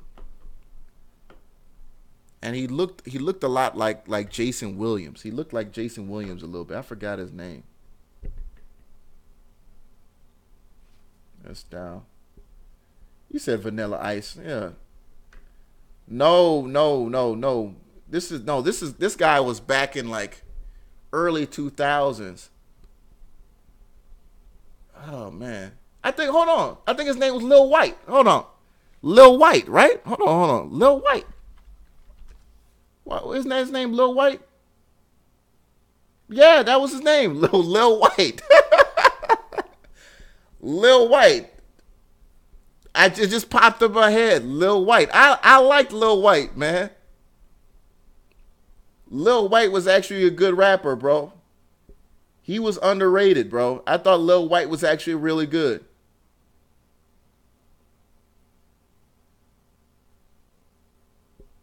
You said, get the fuck out of here. I like Lil White. Paul Wall's the truth too. I like Paul Wall. Slim Jesus. I thought Slim Jesus was gonna be bigger than what he is. I think Slim Jesus, I don't know if he just don't want to sign a deal or what, but Slim Jesus, I think he's got talent too, though. I think he's got talent. He's an MC Search. That's hilarious. MC Search could have been. MC Search had skills too. MC Search had skills. He said Baby Bash. Man, get the fuck out of here. MC Search was all right too, but then he started talking a little greasy too about the rappers who were out at the time. He was another one. I mean, damn man, just do the Eminem, put your head down, get your money right, man. You know, start talking greasy. Machine Gun Kelly, I like Machine Gun Kelly. You know, another dude who just put his head down, get money.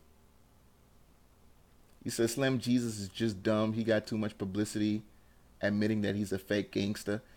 Yeah, he shouldn't have came out and said he was a fake gangster and all that stuff. But, you know, just put your head down and get your money, man. I mean, Slim Jesus, I still think he's got the talent, man. You can't deny he's not talented. You can't deny he's not talented. And when I say talented, I mean for the time. You know what I mean? I'm not saying like compared to like these guys from the 90s, bro. I'm talking about like for his competition, he's talented. You know? Logic. Yeah, Logic's okay, but I think he's one of them fake too. I don't like fake deep rappers, like, you know. I'm trying to have fun, man. You already talking about, you know, killing himself and all that shit, man. I ain't got time for that, man. I'm trying to bob my head while I'm getting head. You know what I mean? That's what I'm trying to listen to. That Baby Bash had them hits. You still talking about Baby Bash? Oh, man. You said real talent is on the URL.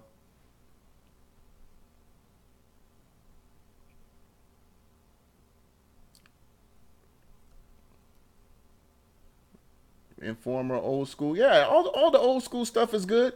And I like it when the old school rappers come out with new shit. You know what I mean? I love the, you know, when their fans can convince them to go back into the studio and just do some shit for fun. And I can't stand when these rappers, you know, you got an audience out here that you built, and it's like, you know, I feel like they owe it to their fans to, you know, put out at least one album a year. You know, don't be disappearing for like 4 or 5 years and shit. Like, it don't cost them nothing for them to go into the studio and pop out 3 songs, you know, a month. You know, 3 songs a month. You know, every year you put out, you know, an album. And it's just digital download. You know what I mean? Just slap it up on some streaming site and get your paper. He said Dickie lame. Yeah, I'm not feeling Dickie, man. But Dickie, he's all right, but not my taste. He said G-Funk era is the best beat-wise. Yeah, shout out to Warren G. Warren G had the beat, man. Oh, God, I can't believe Nate Dogg is gone, man. I feel like Nate Dogg was that dude who, like, left way too early, man. Like, Nate Dogg and Warren G, that's always going to be classic, but Nate Dogg and Fabulous, they were, whoo! Boy, Nate Dogg and Fabulous were just really getting going. You know, that was another combo that was real hot, and I think Nate Dogg and some of these new cats, ooh, woo, that would have been lit. Craig Mack, yeah, shout out to Craig Mack, man. Craig Mack, that's another one. That's why we got done talking about Diddy. When we started talking about Diddy, man, and Diddy is a vampire, man. I keep telling, you know, Diddy is that one dude. I'll never do business with Diddy, man. I don't care about how much he put on the table. That nigga just suck your blood, and you know, you go crazy, man. Everybody that fuck with Diddy, you know, end up changing they religion. They end up just disappearing, going somewhere. You know, Craig Mack ended up in South Carolina with some preacher where he was like rapping in the church and the preacher's like feeling on his balls. Go watch that video. It's on YouTube, man. Craig Mack is like talking about how he moved his family to South Carolina in this weird ass church where he's like the only black person. And his pastor's like all up on him, feeling on his balls and shit. Weird ass shit. I'm thinking like, what happens when you fuck with Diddy that make you want to do some shit like that? Shout out to Mace too, man. Mace got a stupid ass flow, man. That little thing where he did with Cam, which I think was, you know, engineered. Him and Cam put it together. They both engineered that fake ass beef. And it's cool because they got some money out of it. You know, they did a couple shows afterward. You know, I saw that they did a couple shows afterward. So, but that beef was fake as hell. But Mace could still flow. Yeah, Mace, I was like, oh shit, okay. Murder Mace still got it. Murder Mace still got it. You know, but I was happy he went away because I remember even as a young kid that, you know, he was supposed to be like the pretty boy rapper. I'm like, get the fuck out of here, nigga. Shit. All the girls liked him.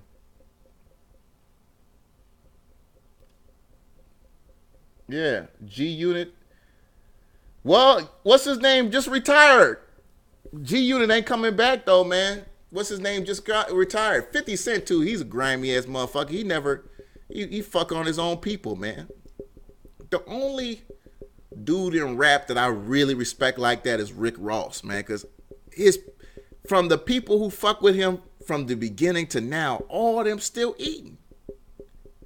All of them still eating. You don't see him come out talking about I don't fuck with him no more, or this is you know, 50 Cent went out and embarrassed his own dude, man. You embarrass your own man. That's some grimy ass shit. Said Nas is smart. Nah, yeah. Nas should be where Jay-Z is. I think they're doing that for him. They're putting him on, but Nas should be just in terms of, and he probably is, but maybe he's a little more quieter with his money. Or maybe he's not. But I think Nas was a little bit he wasn't as business savvy as Jay-Z was. You know, Jay-Z has always been able to kind of get the eye of Wall Street or the that kind of type.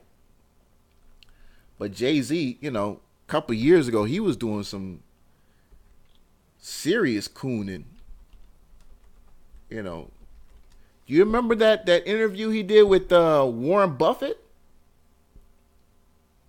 You know what I'm saying? You remember that thing he did with Warren Buffett a couple years ago? You know, it came off as very lapdoggish to me. You know what I'm saying? I don't mind. I like the idea of going to the guru to get tips, but he was very, like, if you watch the interview, I want to show you a picture of it because it was Jay-Z and Steve Forbes. And if you remember, again, if you're a fan of history, Steve Forbes ran for president. When Steve Forbes ran for president, I think it was like 96. So it came off very like, I's here, massa. Massa, I's here to do everything you need me to do, massa. That's how it just came off that way. You know what I mean? Like, you know, watch the interview. It's very like, you know, he starts saying like Mr. Buffett. I'm like, okay, dude, like you got CDs calling people bitches and hoes and talking about killing motherfuckers, and now like, you know, oh, I appreciate you meeting me, Mr. Buffett. Mr. Forbes, thank you. Like, what the fuck are you doing, man? But in hindsight, obviously, you can see they put the man on, you know. That was his welcome to the party type thing. You know, look at this. This is basically the video right here. Here's a picture from the video. He looks like he's at a job interview. You know what I'm saying? Like we don't really understand. Like what's going on here? You know what I'm saying? What's going on here? Maybe I'm the one who got it messed up. Maybe I'm the one who's not understanding that this is like an elevation of thought, or, you know, maybe I'm confused here. But it's just very confusing for someone who grew up, you know, under his incredible, you know, artistry. To see that when that happened. He said moving up like George and Wheezy. Yeah, I mean, it was very like, dude, what is like, it's just hella corny to me. I mean, he's got the tie, the suit on. And by the way, you haven't seen Jay-Z in a suit on since. You haven't seen Jay-Z in a suit on since. So he comes to you in a baggy shirt and a fitted hat. But he goes to them in a suit and tie. You see what I'm saying? You feel what I'm, you know, can I feel a little bit salty? You know what I'm saying? Can I feel a little bit salty about it? So ever since that happened, again, that full video is on, it's on YouTube. I've felt a certain kind of way about Jay-Z. He you know, and he gives me, I don't get those Diddy vibes, because Diddy is the bottom of the barrel. I mean, Diddy is just, he's the biggest snake of them all, man. Diddy will kill you, and, you know, yeah, let me see here. I think if I got some, yeah. All right. He said, if you want to play the game, you got to know the rules. He said, look at old pics of Jay-Z, state property, Jay-Z. Yeah. Boy, he fucked his man Dame Dash, though. And when I say fucked, I mean they don't have sex, but, you know, that's another situation where he was like, you know what, fuck it, I don't want to be the streets, you know. And he felt like he wanted more. That was really the beginning of the end of the mainstream commercialization of Jay-Z. Because if you remember, after he dumped his man, where did he go? He went to go do that CD with what was that rock band he did that CD with? You guys remember that? That was actually a pretty decent CD. What was the name of that band? He did that album with. They were hot at the time. Now nobody fucks with them anymore. What was the name of those guys? I know somebody in here knows what.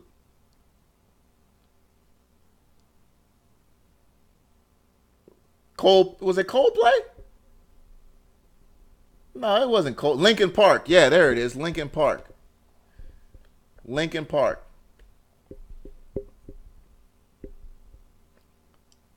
Yeah, Linkin Park. Did Jay-Z do a song with Coldplay? I don't think he did it with Coldplay, did he? Jay-Z and Coldplay. Oh, I guess he did do a song. Did he do a song with Coldplay? Okay, yeah, I guess he did do a song with Coldplay. But that was like when Jay-Z was trying to really like branch out and become, you know, more than the rapper out of New York. You know what I'm saying? He was trying to really do more. Linkin Park, that Numb Encore song that was very, you know, it had a rock feel. Don't get me wrong. It had a rock feel, but you could still, even if you liked rap, you could still bang your head to it. You know. You could still bang your head to it. And those were kind of the last days of Rockefeller a little bit too. He did Best of Both Worlds with R. Kelly. Yeah, he did do some things with R. Kelly. Yeah, I see he did with Coldplay. Yeah, he got rewarded after snitching on Dame. Did he snitch on Dame? I didn't look too much into that case. At the end of the day, I knew none of them were going to get in any real trouble. Well, him especially. Lamprey, yeah. I mean, I'm still looking up tickers. You got to give me a ticker. I mean, shit. I'm going to keep running my mouth until I'm about to get up out of here, though. I mean, even after the show, I'm going to look up a small watch list for tomorrow. Actually, you know what? Black Box has made me so lazy, bro. Unless it's like an options thing I'm looking at, I don't even, I still got my watch list that I set my, my signals for in terms of like, I want to know if this stock moves to this, but in terms of like having a list for the next day, I don't even bother with that no more. S-Style. Nike earnings, yeah, Nike earnings. Yeah, S-Style. That's going to be a nice one to watch tomorrow if it keeps going up. But, yeah, that's going to be a one. If you don't like volatility and you just like trading, again, that's the inverse of the Dow Industrials. S-Dow, you can buy that one. All right. The problem with these inverses or these volatility trades is that you don't really, the move is built into the day. It opens up with the built-in move. Right? So it'll gap up higher or it'll open up really high. So you really have to be kind of already sitting pretty in these, whether you're talking about the volatility stocks or these inverses, to really get the maximum move. HappyPennyStocks@gmail.com. He said, what's going on with Pred? Man, Pred, I think, as I talked to Ken, somebody's diluting the shit out of Pred, man. Somebody's diluting the shit out of Pred. And Pred doesn't, I think if you were to do some research on Pred, you would probably find that float has changed, man.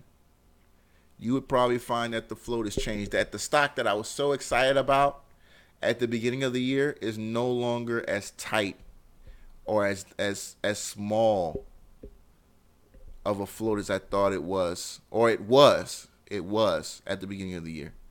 I have a feeling that somewhere around here, some paper came on and it just, insiders, or not even insiders, it just someone smaller than a 10% holder who had some ownership on paper came in and just dumped everything. That's just how I feel.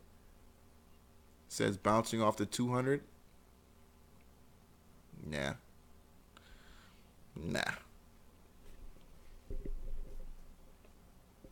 Said the market's up to play UDOW. UDOW, yep, that's the Ultra Pro shares. All right, that's the Ultra Pro shares. If you want the, is that leveraged? Is the UDOW leveraged? I don't know if it's leveraged though. I know there got to be some leveraged Dow Industrial ETFs out there. I know there are ones for the Qs, like the TQQQs and whatnot. You say you bought some Facebook calls. John, the Facebook calls, you don't think we're kind of early? You don't think you're kind of early on those Facebook calls? Because when I pull up Facebook on the 200, I think you open up at 170. I think, tomorrow morning would probably be a great opportunity in the morning to buy a Facebook call, right? Because I see right now where you're at after hours, you're going to get dip buyers in the morning to buy that lower open. And I think you can grab, within the first 10 to 20 minutes, a nice return on something on the open. What expiration on the Facebook calls? It would have to be something, and it would have to be probably this week. To be honest with you, right? Because this is gonna go lower. So you'd look for, something at the open. So I would buy the 170, for this week, or maybe a week, maybe another week out. But this isn't going to be something you're going to hold, right? This is not going to be like, it's not going to bounce tomorrow. I don't think it's going to bounce tomorrow. This is going to get worse for Facebook. But you can have, an intraday morning bounce from that open of 170. And it's going to be quick. It's going to happen real quick. And we still in here heavy. 11:35. I got 80 people up in here. Shout out to all the people watching. Press like on this video. SPXS is 3 times leveraged. SPXS. Yeah, when I like these ETFs, I love the leveraged ones, man, because that's where you can make some big bucks, bro. You make some big bucks on some of these leveraged ETFs when they're doing the right thing.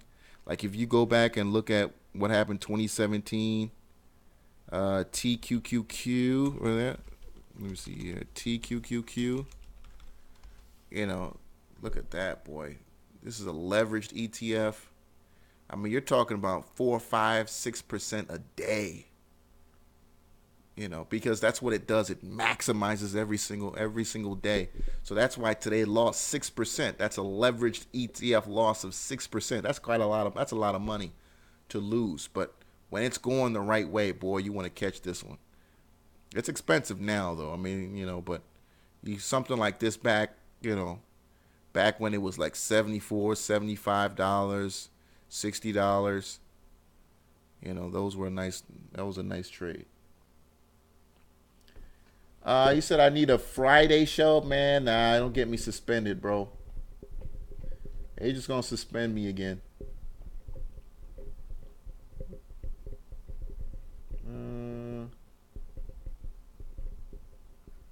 Calling the yeet. All right, guys. I guess I'm going to get up out of here again. Press like on this video. We're going to be back tomorrow, same time, same place. It was a good day today, but I still think it could have been more. There weren't that many stocks to trade, right? I mean, they were only 15 or so stocks. Yeah, 13 stocks that were double digits. And when we're talking about New York Stock Exchange and NASDAQ, that's in comparison to, what was that? That's in comparison to Thursday of last week where we were talking about 27 stocks above 10%. So, it was a relatively light Monday. Again, we had the Dow and the NASDAQ took a big hit today. So a lot of stocks were down. We'll see what tomorrow brings for both of these markets. All right, last minute tickers. Kirkland. What is Kirkland? Why does it sound like it's a supermarket? Kirkland. Why does that sound familiar to me? Oh, it is a supermarket. Okay, yeah, it is a supermarket. I said, why does that sound like a supermarket to me? All right. Oh, it looks like they beat earnings. Okay. Shout out to Kirkland. Beating top line growth year over year. Shout out to in-store sales as well as e-commerce sales. So Kirkland Supermarket doing something on e-commerce. Impressive. Costco. This is an interesting stock. I don't follow Costco. I know for a while, like a couple years ago, they were really beating the shit out of Walmart. This was like really, I wouldn't say it wasn't far back as pre-Amazon, but this is before what Amazon did last year in 2016. Because remember, the primary You guys remember that? And most of you guys remember when the conversation was Walmart, Costco. Now it's Walmart, Amazon. But for the first, most of 2000, middle of 2000, early 2000s to the mid 2000s, it was Walmart, Costco. It wasn't Walmart, Amazon. That wasn't the conversation. Yeah.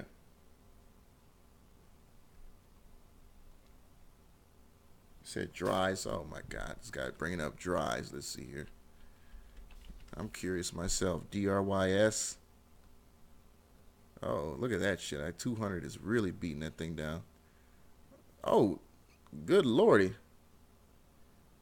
Oh, good lordy. Dries. I gotta give dries to DJ Khaled. You know.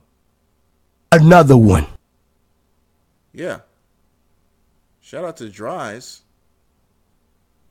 Shout out to Dries. Doing very impressive. I got you know, that's not bad, man. Shout out to Dries.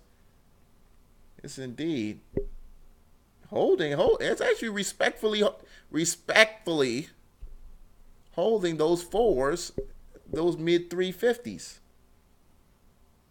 Shout out to Dries. Hear that again, man. You know? Another one. Yeah. Shout out to Dries. ENRJ, look, ENRJ could run tomorrow, man. Watch ENRJ tomorrow for a possible retest. Watch ENRJ because that really snuck up on traders today. ENRJ really and I'm almost mad myself that I didn't catch that, but ENRJ, man, that, oh God, I'm mad at myself because look at that chart, man. Look at that chart. You know? Shout out, look at how beautiful this shit is, man. Look at that. Look how beautiful that chart is, man. This is the 5 minute. You guys know this is my chart. 5 minute, 10 moving average. All right. What a trade, man. I'll give it to you. I'll give it to you. Nice trade. Supreme victory! Yeah. Let me see here. Last ticker, and we'll get up out of here. CBIS. Man, you chose the shittiest ticker you... Good Lord. CBIS. All right. Oh, man, that looks like that's about to crack. That looks like that's about to crack. That reminds me of, again, from my website, I shitted on Buds.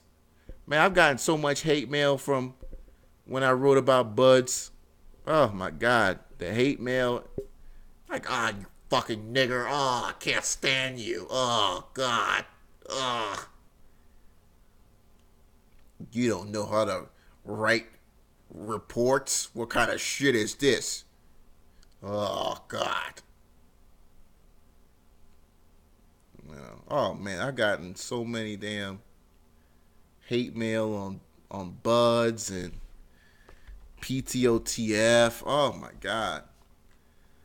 And then we had one dude put up my address. He put up my address from, like, college. He's like, I'm going to fucking come and find you.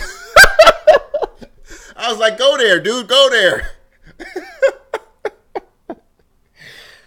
Oh, my God. He found my address from, like, dude, this was, oh, my God, almost like 11 years ago now. I mean, he's like, yeah, is this where you live? Oh, shit. That was funny. That was funny, man. You know, and I stay transient.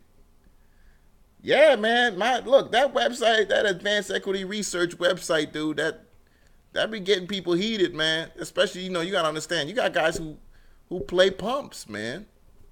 Who play pumps, and the last thing they want to see is when you type out their stock, my website pull it up, you know, and you seeing this brother shitting on your stock, you know. Sal, is it black box stocks you use called Forex? No, just blackboxtrader.org, man. It's so funny you're talking about because they're trying to come up with some type of Forex signal thing. And then they talked about, you know, cryptos, but now that that's died down, I think that project is in the back burner. But just blackboxstocks.org. Blackboxstocks.org. And I'm telling you, once you, especially you guys who have an intraday trading strategy and you just need to find out what the hell is running and you know how to trade intraday, it'll pay for itself, man. It'll pay for itself within the first 30 days. Thank you, Sir He. Appreciate you. Well, let me see here. All right, MHLD.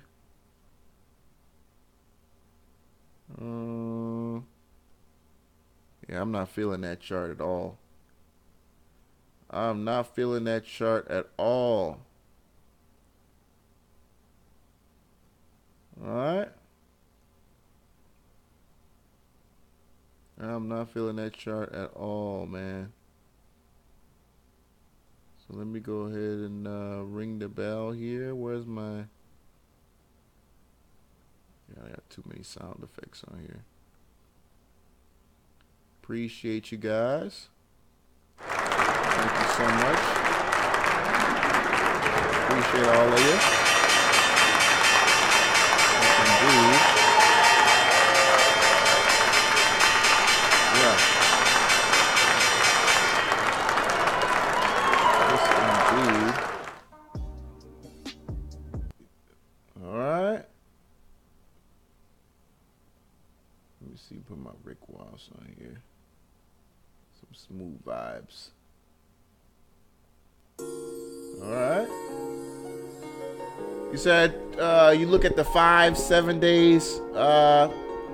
Yeah, so intraday I'm looking at the 5 minute, and then I'm looking at the daily to see where it is on the RSI when it really pops off. All right. 84. I'm gonna create a video on how I use Black Box for those intraday alerts.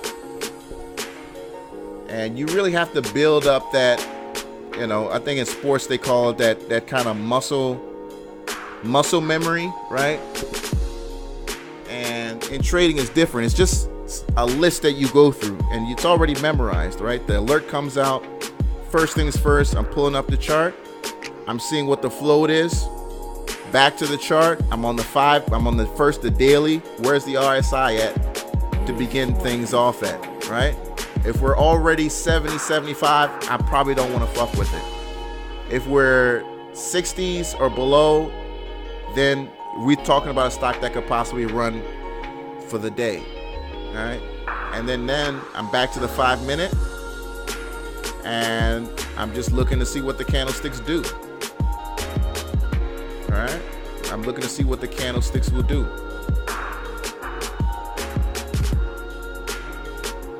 Appreciate you, Corey Kwan, Stock Z. But look out for that video soon.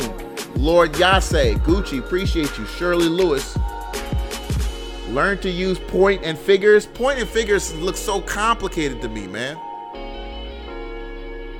Point and figures look so complicated. What is this? This is point and figures. What the hell is that? What is that? This is point and figures. What is this? This is Amazon point and figures. Like, what is that? 84. Like, I don't know. I don't know how y'all do that, man. Like, what is this? Like, let me see here. Yeah, man, it's just a mess. Let me see here. BAC. Like, what is that, bro?